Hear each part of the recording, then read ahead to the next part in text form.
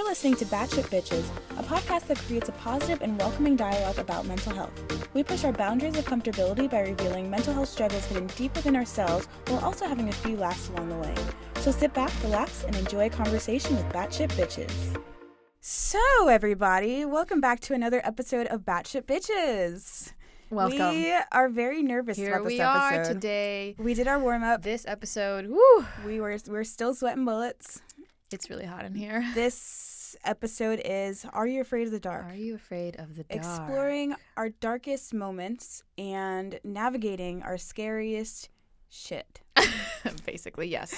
Yeah, this is a terrifying episode because it's going to be very revealing. It's going to be all of the stuff that we about really don't deep, talk dark about. things, and at times scary. Yeah. Scarier than scary stories because it's real, you know? Real life this is stuff. our real lives, things that have really happened to us. We aren't embellishing it in any sort of way. It is terrifying to go back to these things and remember them the way they were and how they affected you. Right. Us. So, on that note, disclaimer that, like, maybe this episode might be Trigger warning. Triggering for some people. Yeah. So, Straight up. just, letting y'all know that. Along with that disclaimer, we are not mental health professionals. These are just, our stories, our personal experiences with mental health and mental illness. So, please, if you need to, or you think like you need to go seek a professional, please do. Yes, please go please see do. a professional. Everything that we share here is just, like tips, tricks, and some advice that works for us. Some of it may not work for you, and that's okay. Exactly. We're all different. Yes. So sometimes, one thing that'll work for one person doesn't work for another. Exactly. And so today's episode is a tribute to the 90s show, Are You Afraid of the Dark? Are You Afraid of the Dark? You guys remember that show? It was such a so good good Such a for good all one. the Scared 90s the fucking kids. bejesus out of me. Ooh, that was I don't like scary stories, but I don't know why I watched that show. It was so well done. But it was well done. And Campfire, I enjoyed middle of it. the night, hanging out with friends, telling scary stories, and then they play them back. Fuck So yeah, man. good. And they remade it, which We don't know. I haven't seen it. We don't so know. I can't judge it. But I don't think I will because I don't want the original to be ruined for me. No, straight up my childhood. Let's not fuck that up. Remakes, man. Let's make new things, Let's be innovators. Let's be Let's make creators. new things. Tell it to the people. Tell it to the industry. Legit industry. Come on. Walk into Hollywood. Oh boy! All right, so we're just dancing around this thing because, man, let me tell you. Okay, I do want to know, like, just how. Let's just say how we feel. Maybe how you chose this moment that you're about to share. How I do want to know that. Yeah. Well, it's one of the most significant things that happened to me that I think contributes to why I am the way I am today and why I am so defensive a lot of the times, why I react to things certain ways and things like that. And it is definitely one of the scariest moments of my life where I feared for my life. And I feel like it's just, one of those things where it's like you deal with these things and people in your life create these moments and you can never take it back. For sure. And it totally shapes 100% you, feel you. Yep. for the rest of your life. Yes. I was like, I can't even tell you how I was trying to figure out what moment I was going to share because I was like, obviously we have a lot of scary moments, but like choosing one that is like, quote unquote, the scariest. I feel like there's a lot of moments and I kept going back and forth. I'm like, okay, I do know that there is this one specific experience, and I don't know if I wanted to share that. I just don't. I haven't even, I don't talk about these things. I don't share these things with anyone. Like the one person I shared it with was my ex, who pretty much knew like 99% of me and like still accepted me for who I was, regardless of whatever I went through. But like I mean, and I guess I talked to my therapist about this, when I had one. But people don't know these things about me. People think I had a conversation with someone, where like their life was like, they dealt with a lot of things in their life, and they'd like talk to me, and they were like, you probably have no idea what I'm talking about. Because you seem to be the type of person that just like goes through life willy-nilly and like has a good time and like doesn't really experience these dark moments. And I'm like, you have no fucking idea who I am or what I've gone through because, maybe I show that, to people because I don't want them to be burdened by the fact that I've dealt with so many scary things in my life and I have so much darkness within me, Well, damn. Yeah. It's getting deep, but y'all. No, like I kept going back and forth on like there's obviously that one very specific moment that I know that I was like, this is definitely it, but I don't know if this is the time to share it. And then I like went back and then I went on and was like, you know what? I think maybe we should save this for a different episode and I'll share this for now. And then I don't know. I was just like, I eventually when I was, preparing for this episode, I like honestly deleted what I wrote and was like, share how you feel in the moment. So honestly, I don't even know what I'm going to share. Okay. Well, I think this whole podcast is here because we want to be able to resonate with people. We want to be able to share these moments and also show people that they aren't alone. Show them that the things that you dealt with in your life are scary and harsh, but there is a way for you to get through it by either sharing it, by either like speaking to someone about it or anything like that. And that's why it's so important for us to do this. Then thinking about like the impact that this could make, not only on ourselves, but on other people who will listen. Experiencing things, Yeah. So on that note, Lindsay, why don't you tell me what the hell this, because honestly, I don't even know what I'm going to share. So I'm just going to feel it out. Okay, until I get to the moment. God damn it, Rachel! You're always the one that's like, "You go first." I said in the warm up, "I'm gonna be the first person to say this," and I wasn't because I am so fearful. I get it. Same. This episode will be 2 hours long. I'm just until we get over this we've been attempting to have our episodes, after a certain point, be a certain. That time was a joke. That was a joke. For this episode, it's important for us to be able to give ourselves that time instead of cutting ourselves off. We need to allow ourselves the time to express whatever we need to express. I was joking because we keep like stalling on sharing what our moment is. Anyway, we're stalling like crazy. The first question really is like, what is the scariest moment that kind of like I don't want to say like maybe I guess you could say define contributed to our mental health journey or a mental health related experience basically. What's the scariest fucking moment of your life that contributed to your fucked upness of this time? Right.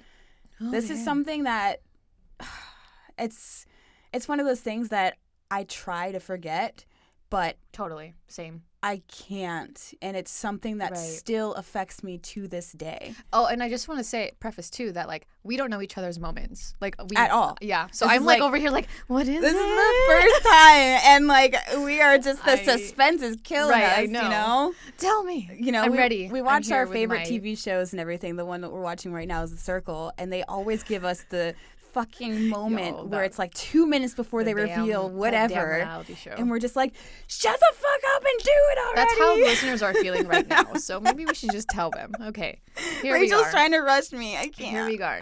No, it's okay. See, because I still don't even know what I'm exactly going to share. So I'll share my moment, and it'll inspire Rachel. Probably. That's what I need. Please moment. Share something.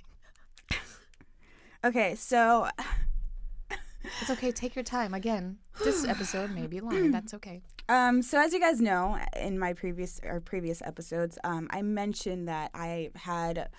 I'm really sweating. Sweating. Too. Wow. Okay. I've dealt with abuse in my childhood. Yes. It was mental, physical, emotional, all of that.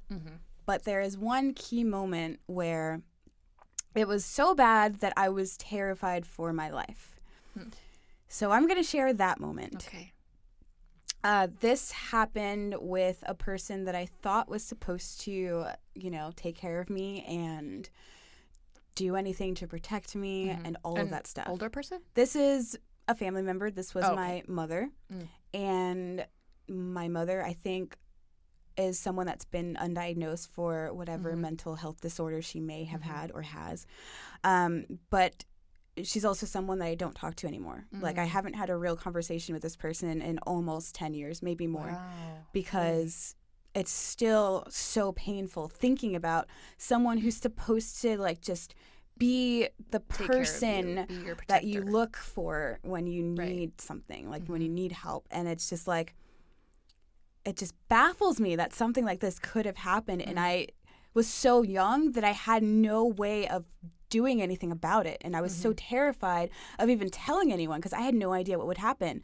You know, would someone take me to social services? Would my dad take me? But I never lived with my dad, so I didn't know. I was kind of terrified of, like, my stepmom because she hated my mom, where, like, I heard weird stories about things in the past. So, like, and I really had no idea what to do. Like, my aunt and uncle, like, but their house was kind of gross. So, like, I didn't really know if I wanted to live with them, like, that sort of thing. And I'm sorry to anyone in my family that may be listening, because it's not my intention to talk shit about my family. Right. But this is an experience that I had where, you know, I was what, like maybe 14, 15? I don't even know how old I was. But so yeah, it was a particular moment when we were living in this house, and it was early morning, getting ready for school. I don't specifically know the particular argument or whatever, but I was, you know, teenage years. Something happened and I was kind of complaining. And you're like your little rebellious, angsty teen not self? necessarily that. I think it was just something that happened with my brother, and then I was like, you know, I was just like, meh. But my brother wasn't there at the time. Oh, okay. And so I was talking to my mom. I was in the bathroom getting ready, and suddenly something just like snapped.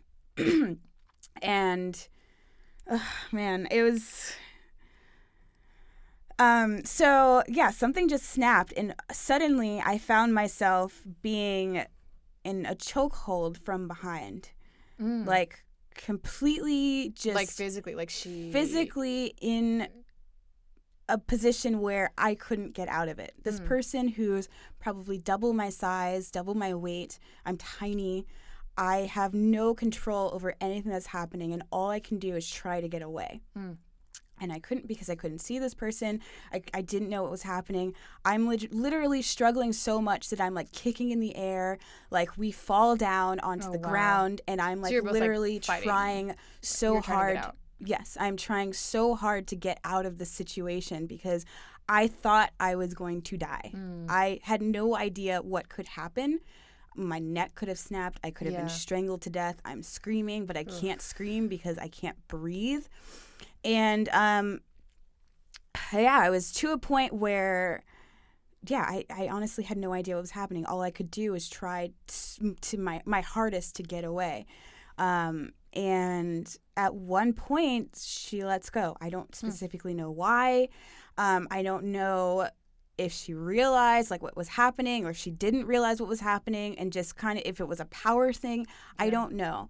But I was so terrified that I had no idea what to do. I don't even remember. I think I went to school that day. But the days following that, I would lock my door because I was terrified of what could happen. That it could happen again. She could come into my room and just like kill me in my sleep or something. Like I really had no idea what was going to happen after that point. I think at one point, I remember at one point I ended up going to a counselor because I didn't know what to do. Like a school? Like a school counselor. Okay. I didn't tell anyone in my family that this happened. I don't even know if anyone really knows that story in my family. And I went to this counselor, and she had the fucking nerve to not only suggest that it was my fault that this happened, but she did nothing about it. Wow. Like, normally you think, like, I'm this kid. I have no idea what to do. I'm reaching out to this person who's older than me, trying to figure out what's going to happen.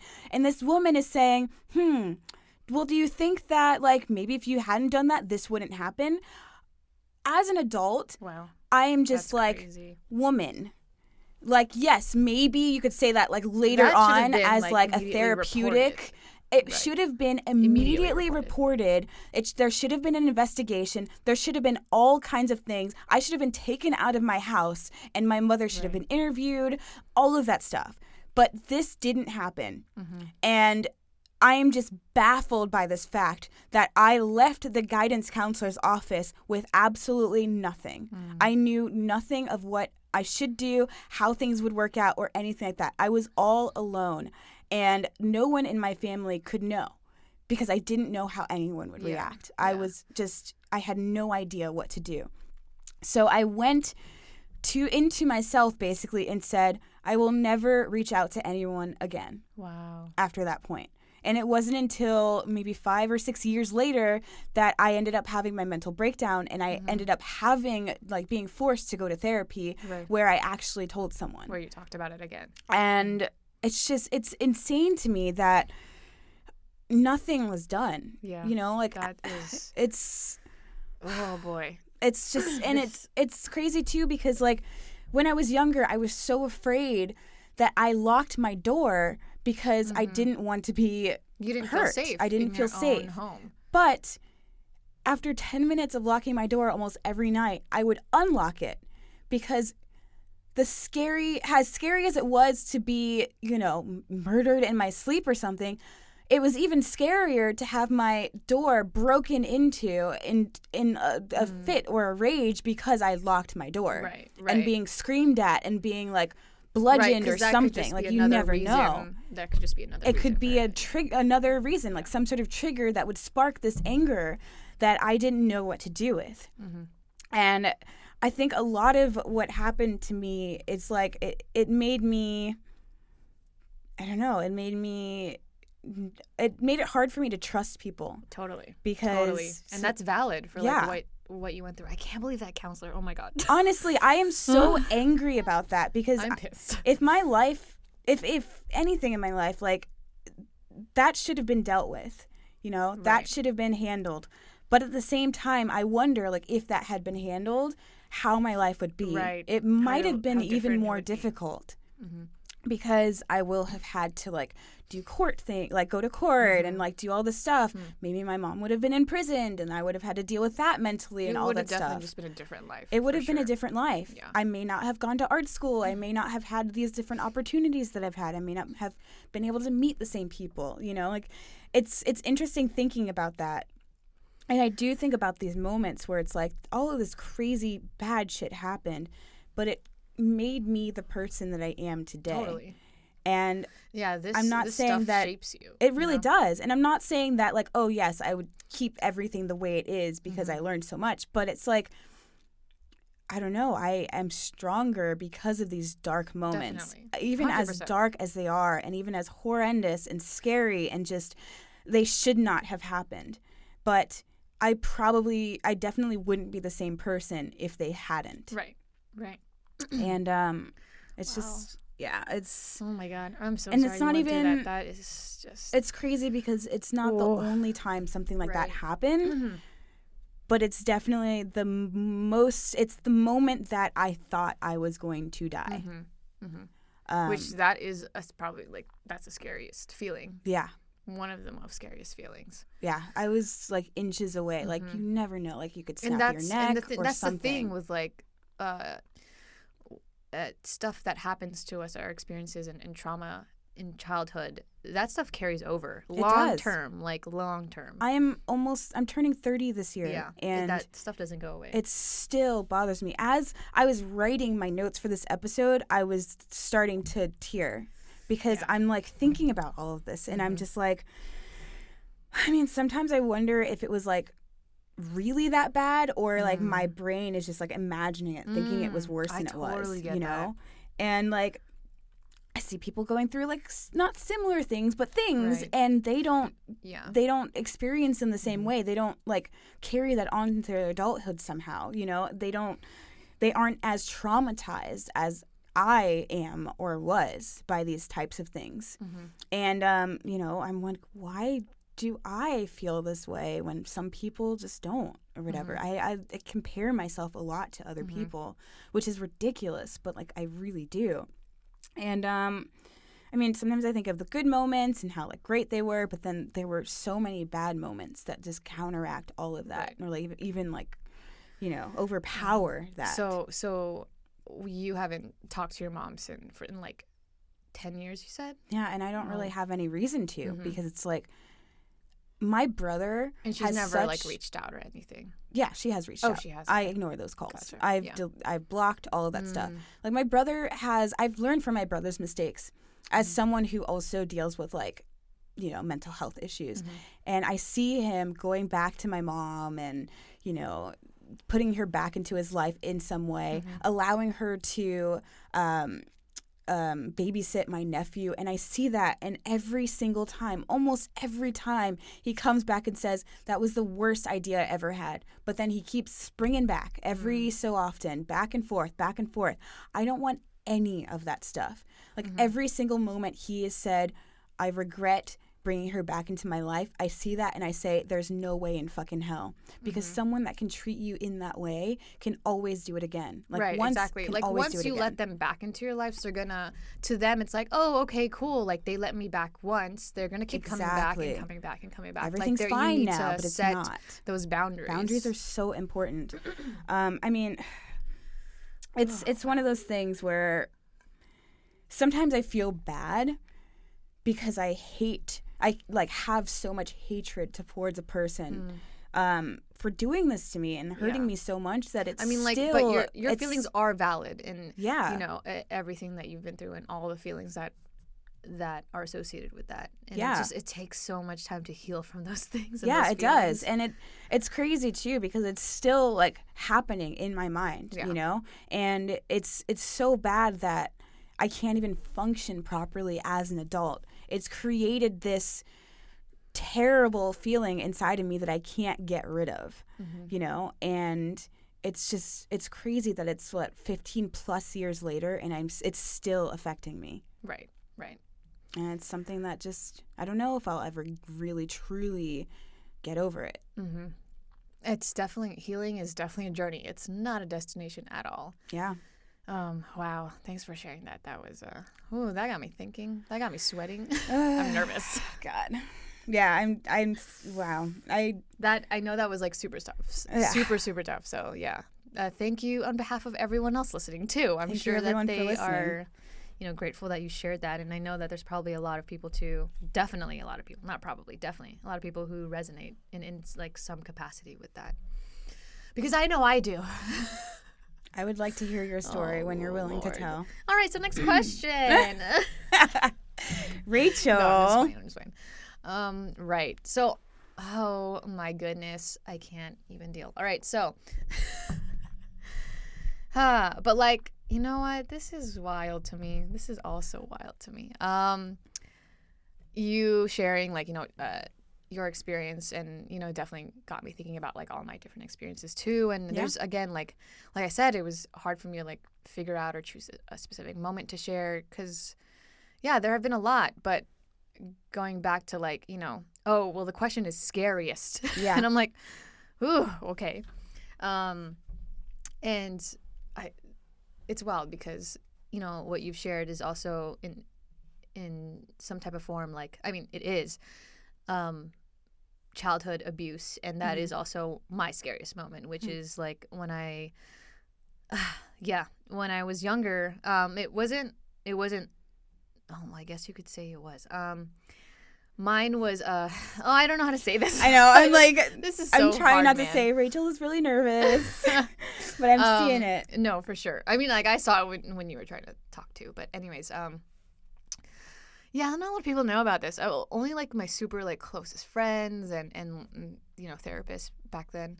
And I don't talk about it too much because it's a thing that like you just it takes time to like process and like, you know, speak up about it. And it's kind of wild right now because after like seeing the movie that I saw yesterday and which movie so was many that? things, Bombshell, yes. I was sexually abused when I was a child, and it wasn't just once, and it was multiple times. And I mean, the one I remember the most is obviously the first time. Or honestly, I don't know, because my memory is it's hard. It's know, crazy and like how that happens. Right, when we're traumatized as kids, like our memory, there's like gaps in our memory, and we can't remember specific things. But There is like a very specific moment, or a lot of specific moments that I remember, but then the rest of it is like I don't blurry. know exactly. Yeah, and like whether or not you're remembering like, it properly. Exactly. Yeah. But I was like, I think I was like either 6 or 7. I was a fucking kid, you know, yeah, a 6 baby. or 7, and this was back in Texas, and it was kind of a unique type of experience because it was a group of us. This is really so weird to talk about. But I wasn't the only kid. Like there was multiple kids that this perpetrator like was preying upon, basically. Oh my gosh. Yeah. But then it was like then I was kind of like singled out a little bit later on. And then it happened to me multiple times around like I don't even, and that's the thing, like I don't remember how long it lasted. Like I can't remember if it was like a couple months or was it like in the course of a year. Like I don't remember.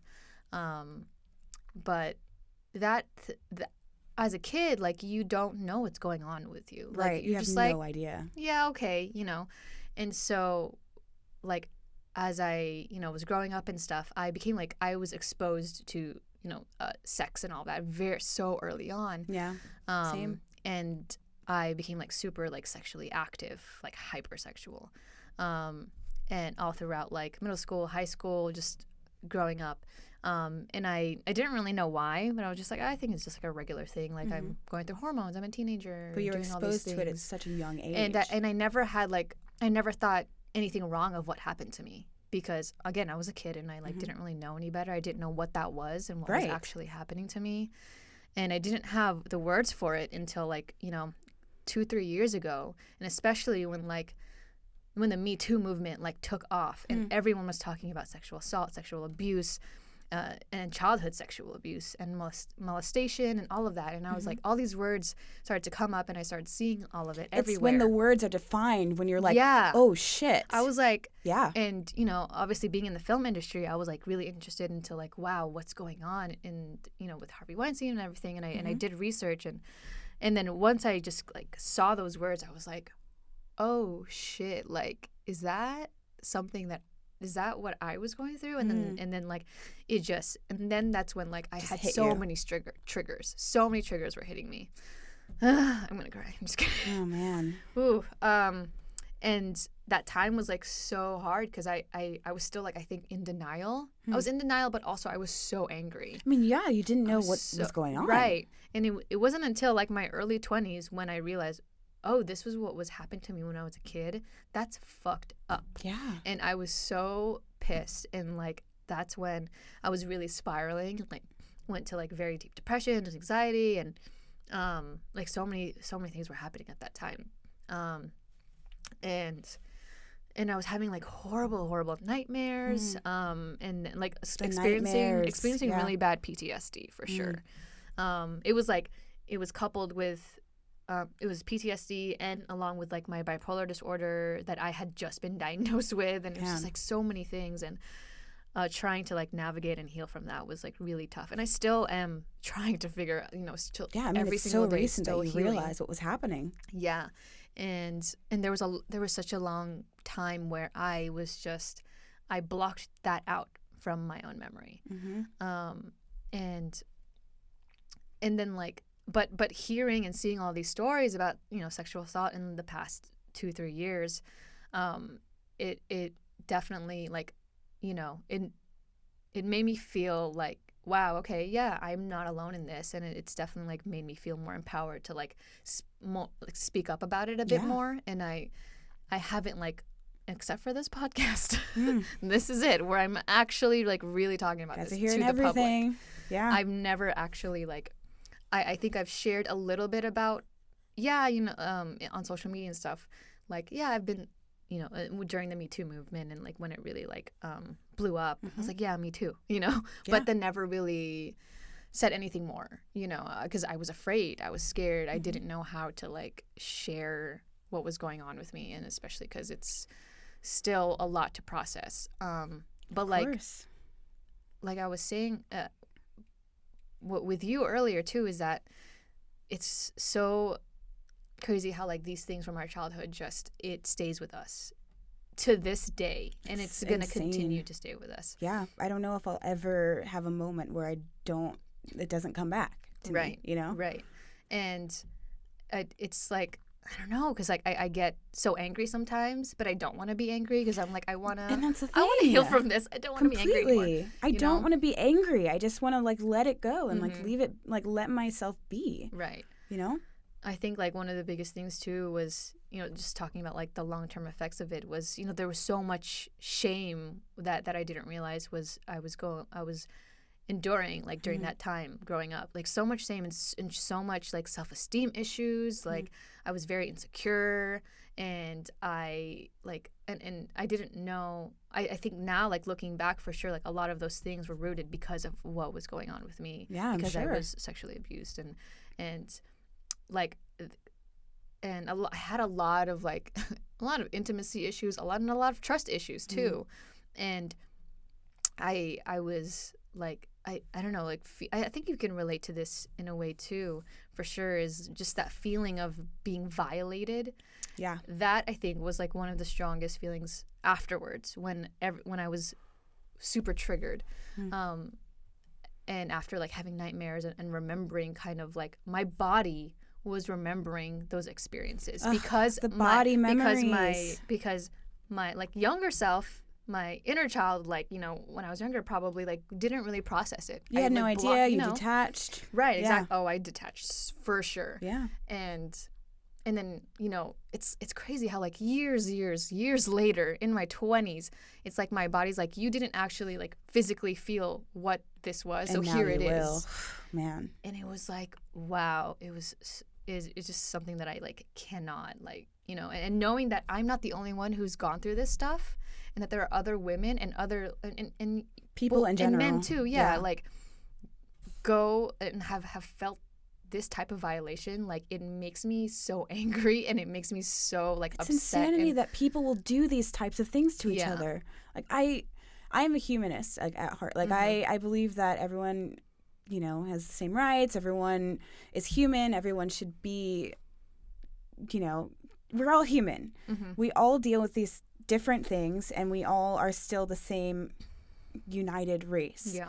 And we should all be there to protect each other, to support each other, all of these things. Children, adults, elderly, anything. And the fact that people have the ability to hurt each other in so many ways makes me so ridiculously angry. And it makes me, like, I would say sometimes I'm a people person, but for the most part, I hate people because of what they do to each other, and because of what I've experienced as a child, as a person, as an adult. That's still like, it's still going through my brain. Like, how could anyone do something like that to anyone? Right. I just don't understand. And I've had these moments because of what I went through where I've hurt people, Yeah, oh, definitely. in different ways.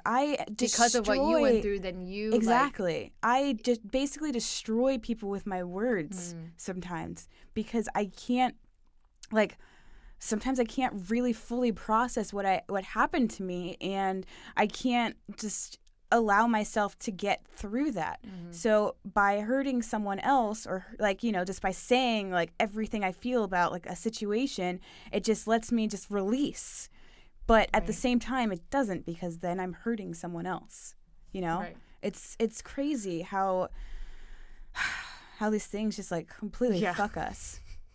Yeah, and then like having to get to the place where then we seek help and actually have to try to, we have to face that in order for us to, that's what I've learned, for myself, really have to is face that everything. I cannot be the best version of me unless I actually face the darkness, face these things that have been going and on, understand them and every learn, single part. and then it's like learning how to deal with my triggers and my emotions and all of that stuff that like I know has been rooted because of certain experiences. Yeah. Ooh, yeah. Oh boy. Yeah. So well, that's that. And those are our scary moments. Yeah. So now we're going to describe a moment where we completely lost control of ourselves because of, maybe what we experienced. Like we got silent for a second. Like, right, okay. Yeah, this is another moment where I'm like, I don't want to share it, but it's important because I see it. It's important to notice these things, even if it's in retrospect, and to be cognizant of what's going on and how maybe in the future you can not necessarily fix it because it's not a quick fix, but work through it so that you can finally, be a better version of yourself, be healthy and stuff. This is another this is another scary moment. Yeah. It's just a different type of scary moment. It's a different type of scary. What is your moment? God, your different type of scary. Rachel's always quick with the AD. You start first.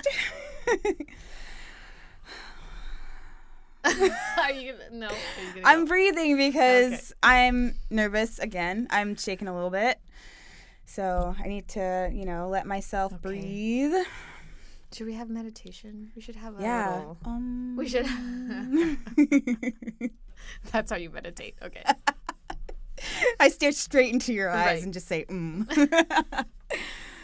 Okay, so one moment that I completely lost myself. There are many, but this is a moment where I've thought of over and over after the point, and I'm just like, why did I do that? I get why I did it, but why did it go that far, sort of thing.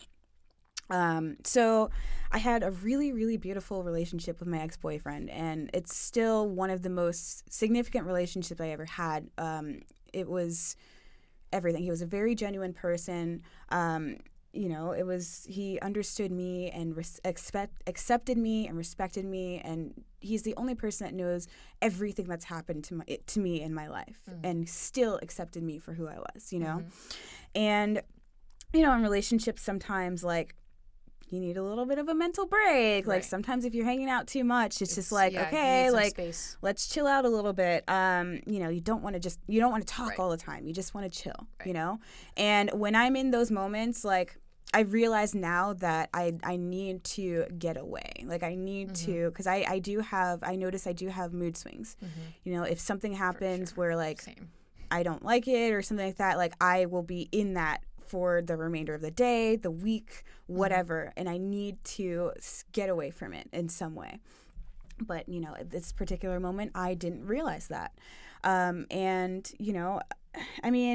are days when I need to not talk to anyone or not see someone or anyone to get through that, Right. And, So this particular moment was a moment when I needed to be alone when I wasn't. And we were, sometimes you just need to leave each other alone for a couple hours or whatever. But for me, it's magnetized by like 100% when like any sort of emotion, like if I get upset, it will be magnetized because in those moments, I really need to not be around anyone. So yeah, it gets really uncontrollable. So this moment was a sexy time moment, which is why I'm a little hesitant to like express it. Well, we get it. Like, sexy time. It was sexy time. Okay. And it's crazy because, we talked a lot, but this was a specific moment where I said, please don't talk to me. Just screw me. Oh my God. Okay. Like it was just sometimes when you're in a relationship, you really just need to have sex. Yeah. You don't need to talk. You need to just like get it in there because like, and there were times when like we would make love and it was beautiful and we would like have sex and like whatever. But there were also times in our relationship where we literally just needed to bang.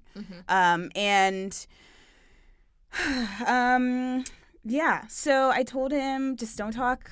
Just shut up and just fuck me, you know? Right. Okay. And I'm the type of person, if I ask you to do something, please fucking do it. Like, just do it. Because if you don't want to, like, you don't want to see me when I'm, like, pissed off because you didn't do it. So, I've gotten better at it, but I can't always control it. So in this moment, he just said something. It doesn't matter what he said. I don't even really remember. I was just... And just thinking about it, it's just like, fuck, man. Just why? Why did you say something? What happened? Okay, so he said something, and I immediately I was enraged. I was so to the point where, like, my hands right now are, like, in claws right now. Yeah. I was so to the point where it's like, did you really just fucking say something right now? I cannot believe you said something when I told you not to fucking say anything. And I, like, immediately, like, pushed him off of me, and I was just like, are you fucking kidding me? I was, like, screaming at the top of my lungs, and I was just like, just don't fucking talk to me. I don't want to talk to you. I asked you to do one fucking thing, and you couldn't do it. And I just, like, went off, and I was just like, are you fucking kidding me? Like, can you just do something I asked you to do for once in your fucking life? And all of this stuff.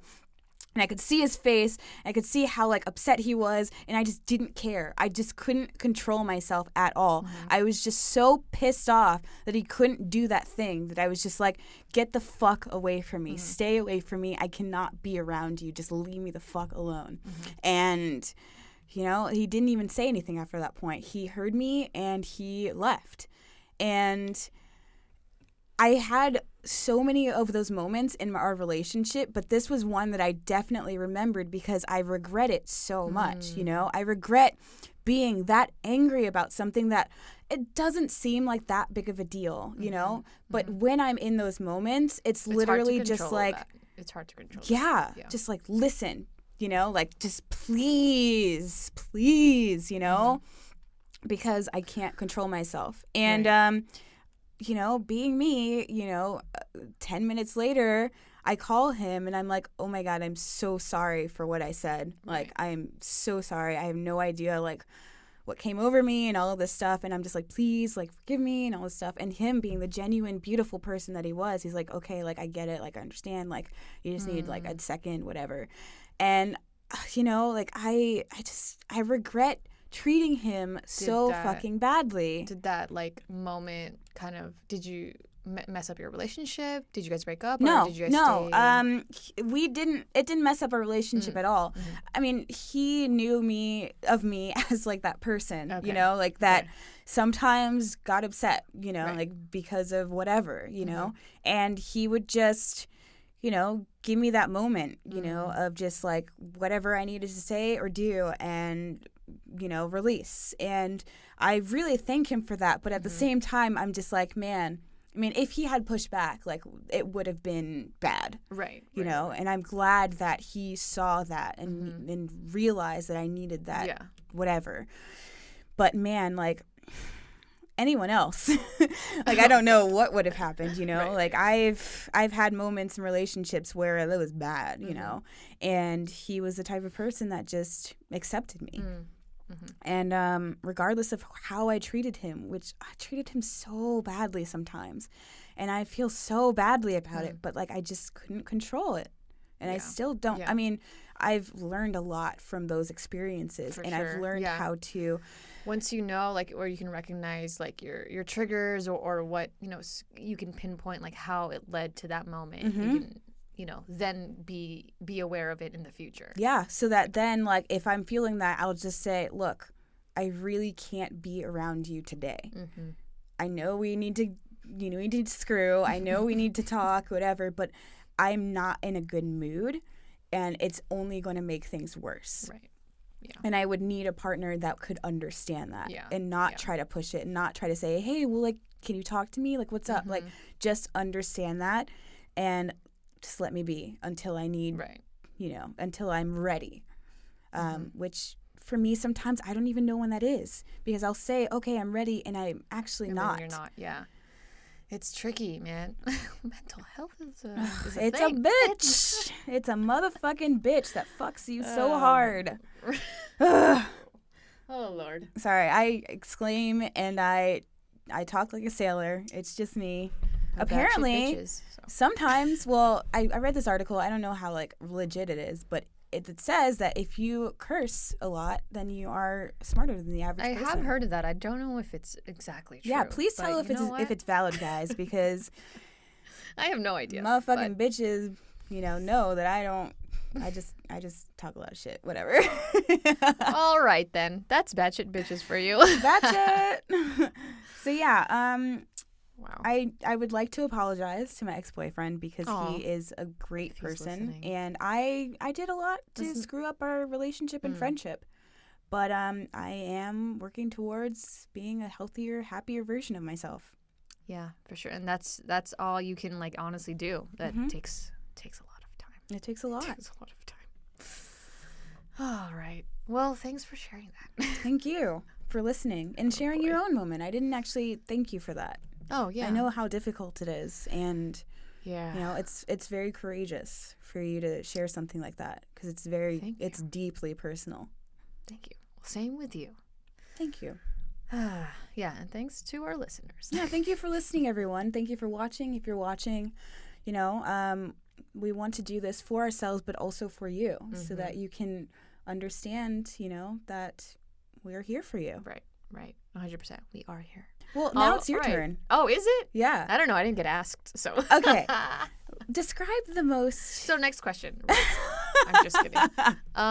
Describe the moment that you completely lost. We're talking about control of yourself. Listen to the question, Rachel. Control of myself. Yeah, that's. I've done that many times. I'm definitely better at it now, a little bit. Well, no, much better.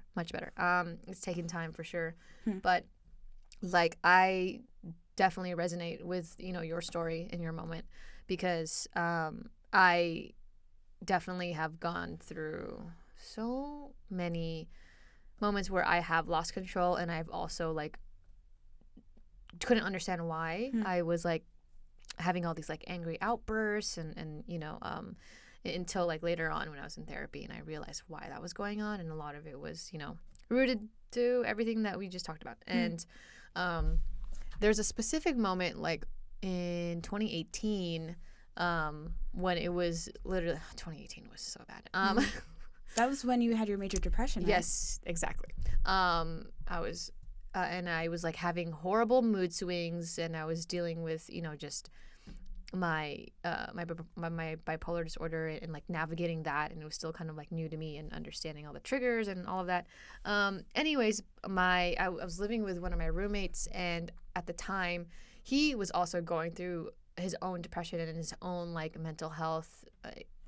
I think he had like really severe anxiety as well, and there was just a lot going on in our house, in our little apartment, and I was going through stuff, he was going through stuff, and it was just like I think triggering for both of us. It was I would say like the environment was just like not toxic. It was not good. Yeah. And I was getting really upset because I was doing my best to help him. And I really wanted to, he didn't, for some reason, I mean, actually for a lot of reasons, but I was trying to get him to like get help, professional help. It's hard when someone doesn't think they need help. It's really hard to do that. And I was doing my best to be a good friend, and but there's only so much you can do for your friend. Especially if you're dealing with something yourself. And it was very severe it was severe for both of us, but fortunately enough, I think around that time when he was getting worse, I was getting a little bit better.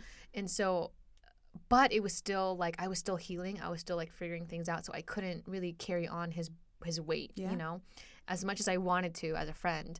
And I was like, I cannot, I can only do so much. I've been doing what I can. There's like only so much I can do. Like the next step is really, seeking professional help, like going to a doctor or a therapist or I don't know what, but there's not much I can do anymore.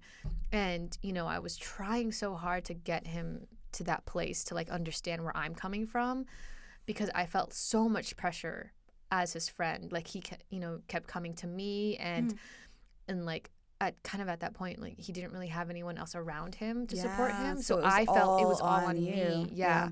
And that's a lot to put on one person. Totally. And so I was like, oh my gosh, I don't know what to do. And I even like I had to reach out to one of my friends, like, I don't know what to do here in this situation, what's going on. And then basically I knew that I had to go and talk to him. Like in person. It was hard because that week was so busy, and he was going to work when he shouldn't have gone to work. Like he was physically, emotionally, mentally not, like, could not function. Wow. But he was still, like, forcing himself to go into work. Like it was a lot. But anyways, I knew I had to like just talk to him face to face. So I contacted one of my friends, and I was like, I don't know, I'm like really, I was just like, I was feeling a lot of emotions, but I was also like really pissed off because I was like, this is it. Like I've done so much and he's not listening and I don't know what to do anymore and blah, blah, blah. I was just like, I don't know how to handle this. And I knew that like if it was just me and him, we might get into a very bad fight. Yeah. So we were both not in the best headspace and not in our best mental states either. So I told my friend, I was like, I think I need you as like a buffer, just to be there, make sure like things are okay or whatever. So she comes with me, and I walk into our apartment, and I like knock on his door because I knew he was home, and I was like already so angry, and I was just like, hey, come out. No, I was just going like, down. yeah, I was like already so pissed because I don't know, he was saying a lot of other things too that was like very triggering to me. So I was already, fired up.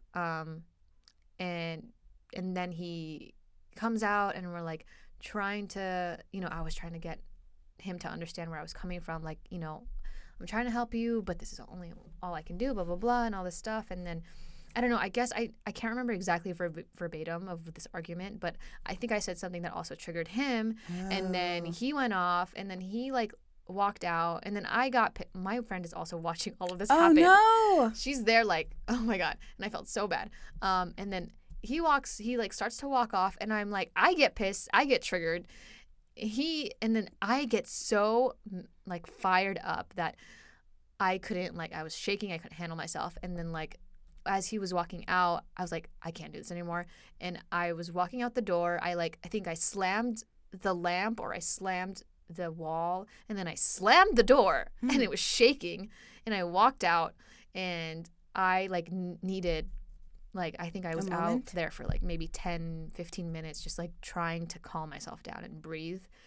And then it was interesting because like, I was like, how do I calm myself down? Like, I don't, and at that time I was still going to therapy. So I was like trying to remember what my therapist was telling me in these moments, like when I have these angry outbursts, like what to do. Yeah. And, having to manage my emotions, she gave me like this list of stuff, and I remembered one thing, and like breathing techniques, things like that. Right. Like I was trying breathing techniques, and then I remember what I shared in an earlier episode, which is like dumping your face into ice cold water. Oh, right, ice water, yeah. So I didn't want to go back into the apartment, but I did. So I went back into the apartment, and then I saw my friend and my roommate like at the kitchen table.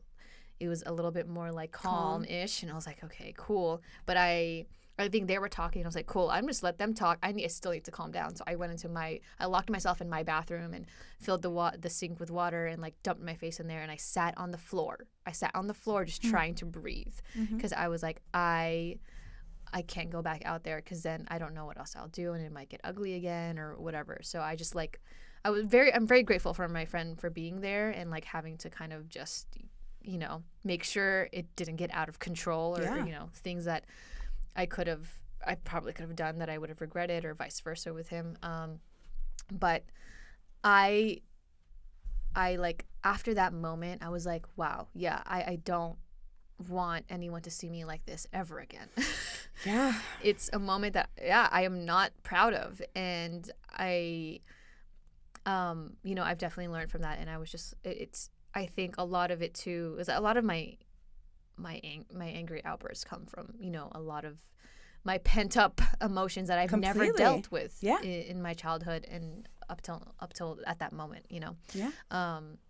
So yeah, it was, I've definitely gotten better after a lot of therapy and a lot of, just recognizing self-reflection as well. Yeah. Recognizing moments when when I know that might happen is like, I have to take a step back. I have to pause. I have to, because then walk away. Right. That's probably the best thing you can do, is definitely just breathe. Stop, but it's also recognizing, oh, I'm feeling this way right now. And if we continue whatever's happening, like it's going to get worse. Right. Yeah. And what you were saying earlier too is like, I think like the other person also it's hard for them to realize, like, because if we walk away at some point, they might think it's rude, or they Right. might think it's like, wow, you're a bitch, you know? And it's like, no, I really, like, I cannot because it will get worse, you know? And it's hard to, like, how can we get other people to understand us, that, right? especially in different environments, like work work environments. We're not trying to be rude, although I do know, like, if I put myself in their position, I can see, like, it could how it seems like I'm just like, right, you know, whatever. Wow, like you don't want to talk, you don't want to, like, sit down and have this, you know, because obviously talking to somebody is talking it out is important, but then it also depends on that person and the timing and where they're at emotionally, you know? Yeah. Generally, if I'm walking away from a conversation, it means that I am or am about to have an anxiety attack. So I literally cannot be in front of you because I will exhibit shaking, like, you know, fucking perspiring like crazy, like everything. I won't be able to speak properly, all of that. And I just can't do it at that moment. It's better to, like, let that person have their time and their space and whatever they need, then come back to it later, you know? Yeah. It's so like you can't even explain why you're walking away in the moment because that'll make it worse too. You just have to walk away. And, like, I wonder if, like, I need to write a sign that says, I am having an anxiety attack. Please. Fuck off. Right. And please do not disturb. Because I have those other, like, kind of smaller moments where I feel that there's an argument coming on, or there's a feeling like, oh, I'm not in a good place. Something's brewing. Something's going to happen if this continues. I'm like, and then I'm like, but then in my mind, I'm like, if I step away right now in the middle of a conversation, they're going to think I'm rude and they're going to, like, you know, and then I'm like, should I just stay? The anxiety, you know, it's building just like, up, fucking worrying about all of it at the same time. Because not only you're worrying about yourself, you're worrying about other people around you, and how they'll react exactly. and everything. How they'll see you when they'll talk shit about you because you're walking away and not paying attention to them. All of it. Right. When you're out there, you're like, oh, are they talking about me? Like, you know, exactly. when you're gone. You're just, pacing, all of that stuff. I can't. Breathing. It's just, it's awful. Those moments are, like, I think they have helped me grow for sure. Yeah. So. Yeah. I mean, in retrospect, like, I regret all of that, but the fact that I recognize it and know that it's happened and sort of know without any sort of therapy or anything like that, just, like, for me, self-reflection, knowing that in those moments I need to be with myself and by myself and not, you know, talking to anyone. It's a step. Definitely.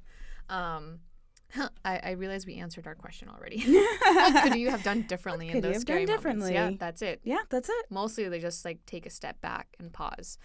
And it's hard to do that because sometimes you do get too deep in. Oh, in the moment, you're just fucked sometimes. Right? Yeah. So it's a lot of practice. I feel like a lot. But it's important for other people to understand that not everyone has been diagnosed. Right. Not everyone knows that they're having an episode. Yeah. It's important when you see someone losing control, when you see someone getting upset over something that may not be that big of a deal, there may be another reason for it. Totally. Don't push them. Don't, you know, say you're being a bitch or anything like that. Understand that they might be experiencing something that horrible. They don't even know that they're going through it. Yeah, you know? Maybe they don't know it, but just leave them be until they're ready to talk. Or if not, then let them go. Like, let them do their thing, you know? But it's important for you not to push because that can only make things worse. Right. I guess let's move on to our little segment here. Yeah. Let's do it. What is the title of this segment? Oh, yeah. We don't really have a title. It's just dream interpretations. Yeah, so we're going to talk about dreams. Our dreams are basically our subconscious telling us to wake the fuck up and telling us how we're feeling. And we both exhibit dreams that are recurring, right? Recurring dreams? Yeah, for sure. You know, those scary dreams, those nightmares, those things that you're like, what the fuck does that mean? Right. We are going to interpret some of the ones that we have had over the years. Let's do it. You first, Rachel. Oh, boy. Okay. How do... Am I supposed to look it up myself? Yeah, right. So I found this website. Okay, so I'll tell you my dream, and then you can interpret it. You're better at this. I don't... You actually do these things, so interpret my dream. Yeah. Yeah, I do have recurring dreams. Obviously, I have a ton of different very vivid dreams, but some of the ones that I get a lot, one is so morbid. One is people dying. Okay. So it's not me. It's either like a family member or somebody I care about that is either like not dead. Like literally they are about to die. Like they're dying. Oh, like they're on the precipice of death. Right. So it's like one dream or one nightmare is like, someone who gets shot and they're like dying in front of me, but they're not dead yet. You know what I mean? Okay. So yeah, so they're not dead yet, but they're dying. So that's one of them. But I definitely think that there have been some other dreams where people have died or are already dead. So I just have dreams about death, which is morbid. But yeah. Okay. What does that mean? So I am on psychologistworld.com, dreams and interpretations. Okay, let's see. We don't know how accurate this is. Yeah, honestly, like disclaimer, this probably isn't accurate. I was going to get a book, but then I was like, oh, you know what? Why don't we just like look online? Right. Yeah, this is weird though. Basically, the meaning behind death dreams is seeing anyone of your people dead warns you of coming dissolution or sorrow. Disappointments always follow dreams of this nature. Oh, boy. But I'm like, okay, this isn't necessarily I want to do the subconscious, not necessarily the premonition. Right. But right. I don't know. This is interesting because this website is Psychologist World, but it's doing it in like a spiritual way. Mm-hmm. Yeah. Dreams relating to death or dying, unless they are due to spiritual causes, are misleading and very confusing to the novice dream lore when he attempts to interpret them. A man who thinks intensely fills his aura with thought or subject images active to the passions that gave them birth. What the fuck is this talking about? What does that mean? I have no idea. We're going to a different website because this is ridiculous.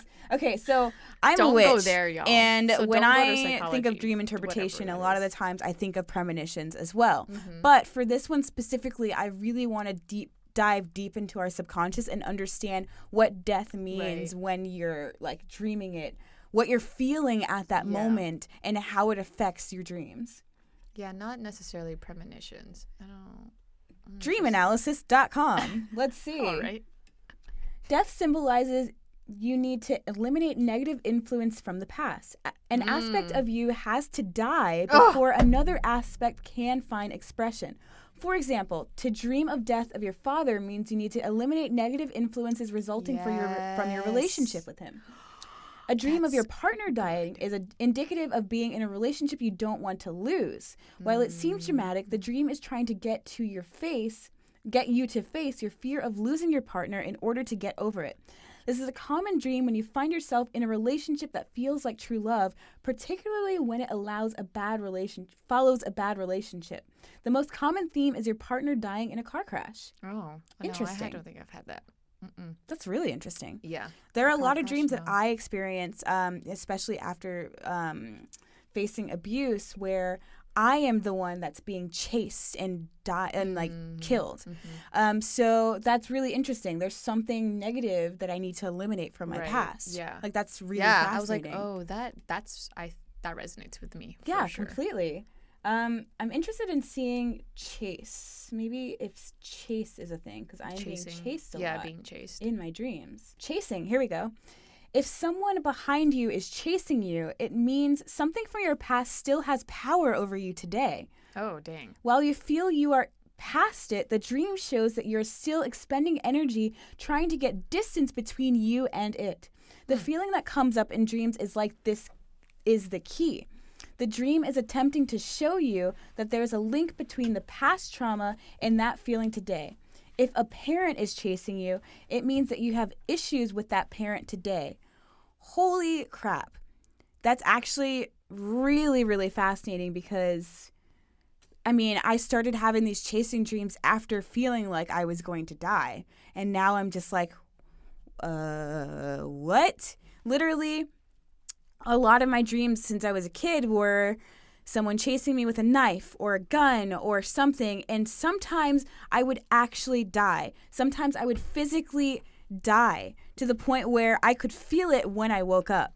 So that is honestly one of the most terrifying things, having those types of dreams, because it's like, okay, as a witch, is it a premonition? Is someone going to kill me? Is this a past life that maybe I have experienced in my life? Like, oh, maybe I died at one point. I was a kid in one of my dreams, and this old lady that was like my babysitter or something killed me. Like, was that my past life?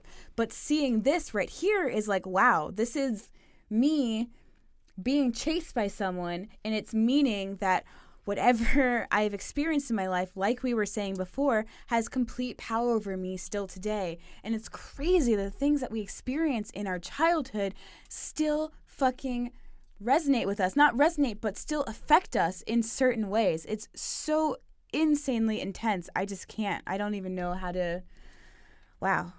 And yeah, so it's really intense thinking about this chasing and the fact that, holy crap, I am experiencing this still in my life. Yeah. Wow.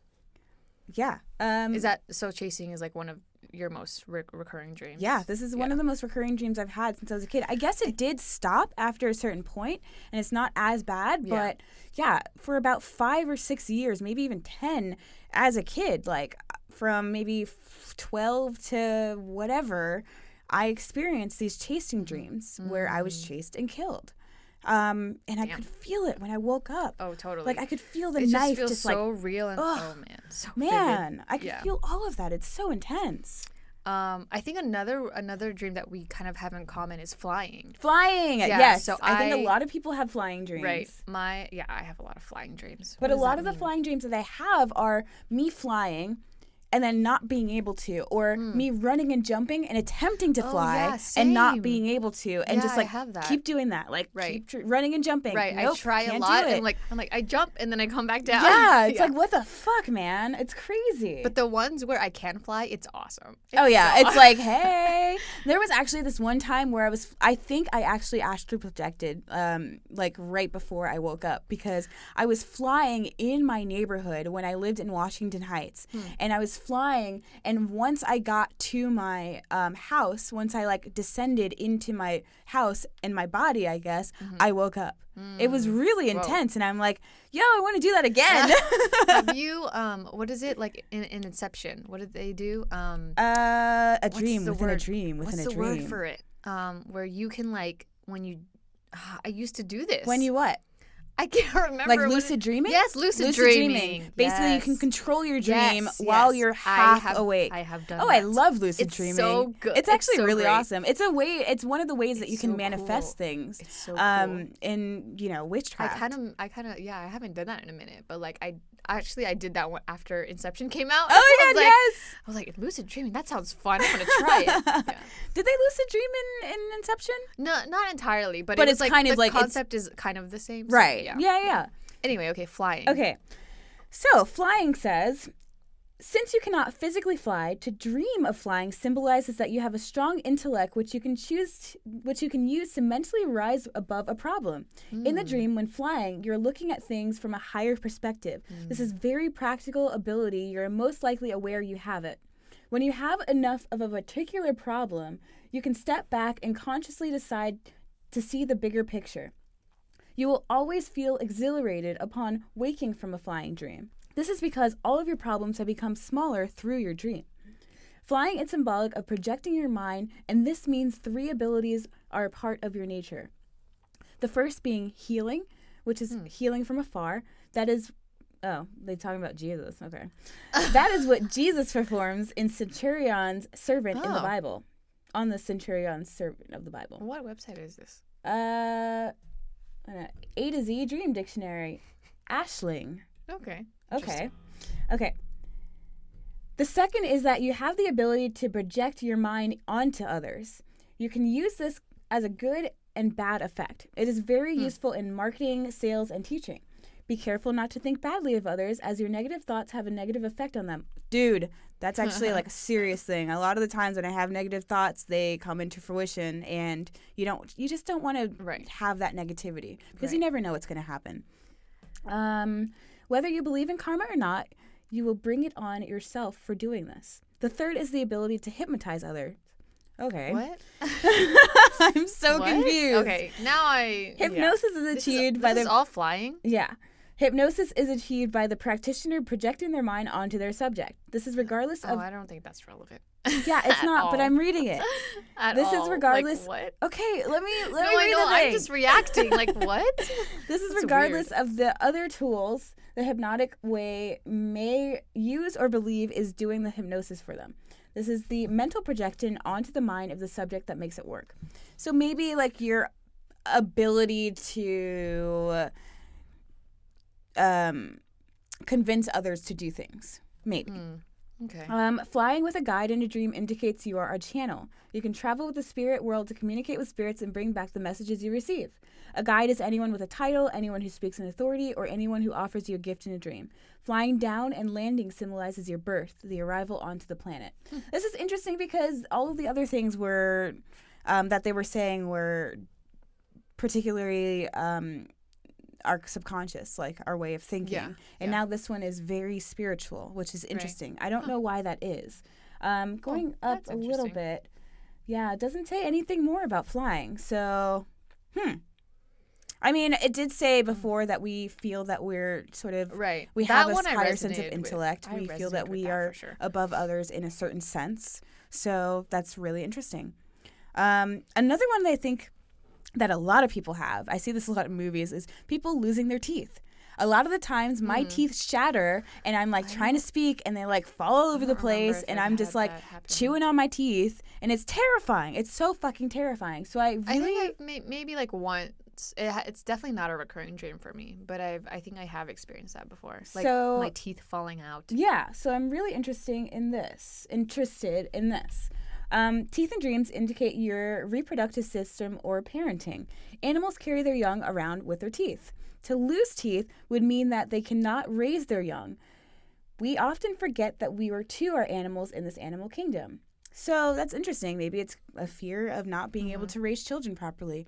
I actually have that fear because I'm always afraid that, when I grow up, I could end up like my mom. It's terrifying to me because of what I experienced. I don't want to be that person.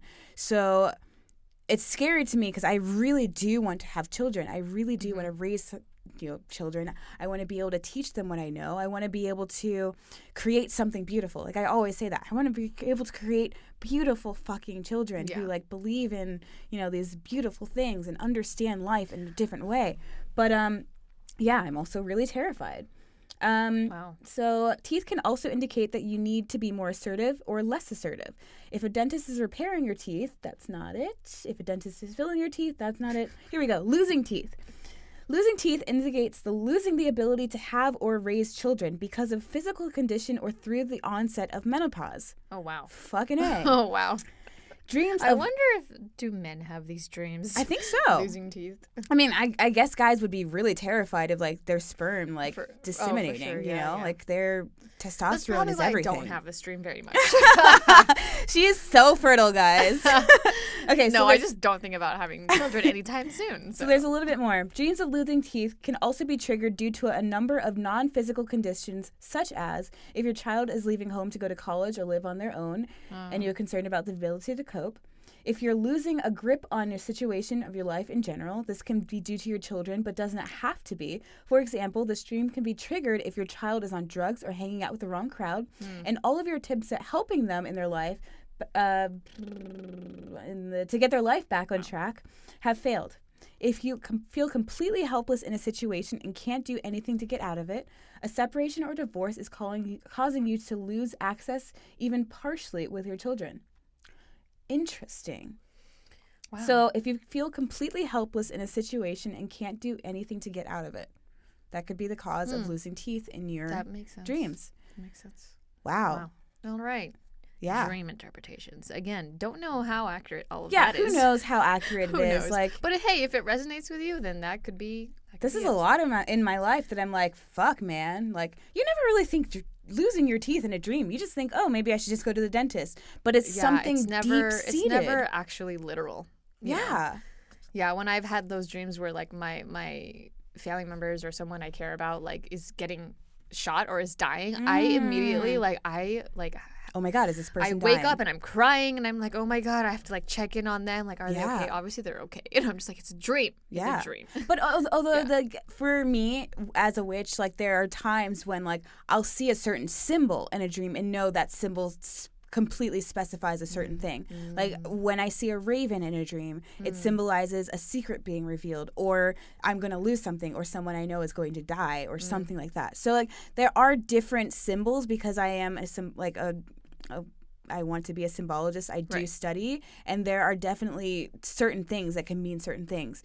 But as a person thinking about the things that they deal with in their subconscious that aren't necessarily being said, then yes, dream interpretation can be something that can shed light on that for sure. Oh yeah, definitely. I know that it's, our dreams are a product of like our subconscious of just all the things that like we're repressing, know, and not actually. Like... God damn, I repress so much. All right, I guess it's time for this last little tidbit here. This is something that like, ooh, yeah. I was writing this. I was like, oh my God, I might cry again. What would you say to your younger self? Knowing now what I know, I would say get out. Get out of the situation in whatever way you can, That's it. That's it. Just dang, that's it. Okay. Get out. Get out. I like it. Simple and straightforward. For me, I like, oh man, this is like so hard.